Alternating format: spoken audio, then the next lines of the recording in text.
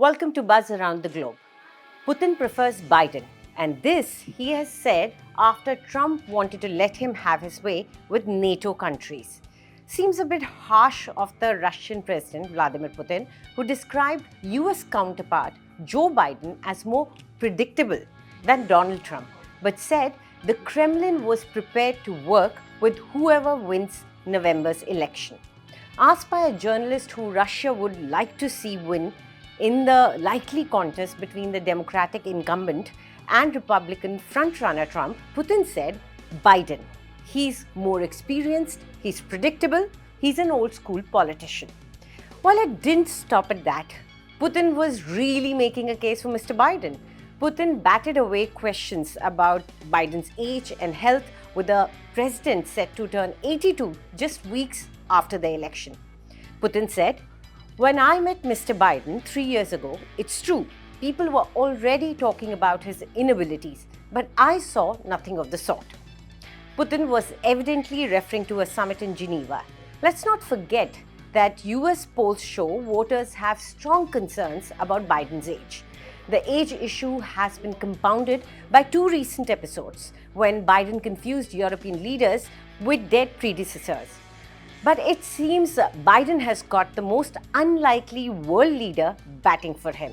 The same one that Biden is trying to pound out of Ukraine with Patriot missiles. Speaking of Biden's age and forgetfulness, the White House was forced to vehemently defend the president's competence last week after a special counsel report described him as an elderly man with a poor memory. Biden himself responded angrily to the accusation, but then compounded the problem by mixing up the presidents of Egypt and Mexico. Trump, who's 77, has also mixed up people's names recently, confusing his last rival for the Republican presidential nomination, Nikki Haley, with former US House Speaker Nancy Pelosi. Putin nonetheless expressed strong opposition to Washington's foreign policy under Joe Biden. The Biden administration has led a Western response to come to Ukraine's aid in the two-year conflict with Russia. The stated preference for Biden comes despite his harsh criticisms of Putin, and after Trump on numerous occasions expressed admiration for the Kremlin leader. The Republican also ran into fierce criticism after recently suggesting that he would encourage Russia to attack any NATO country which he thought had not paid enough money to support the alliance, which is the NATO. Trump's comments against US allies in NATO has raised the nightmarish specter for Europe's 75-year-old alliance if Trump is re-elected. It comes as warning swirl that Russian President Vladimir Putin could look to target alliance members if Ukraine loses the war. NATO chief Stoltenberg said that 18 of the alliance's 31 countries are set to hit its defense spending target this year. He made it clear that NATO has the capabilities.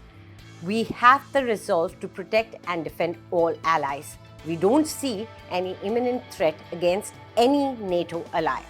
Stoltenberg said the US nuclear deterrent in Europe works, and we should continue to ensure that it remains safe and reliable. Diplomats from multiple NATO countries insist that keeping the United States on board remains fundamental to deterring the threat from Russia. It's unclear how genuine Trump's threats are, since the alliance emerged from his first term unscathed. The US Senate on Tuesday approved long-delayed funding for Ukraine's war effort, but the package looks set to be rejected by the Republican-led lower house. Doubts over the future of the US aid come as Ukraine's forces find themselves outgunned in the face of a slow-moving Russian advance along the front line.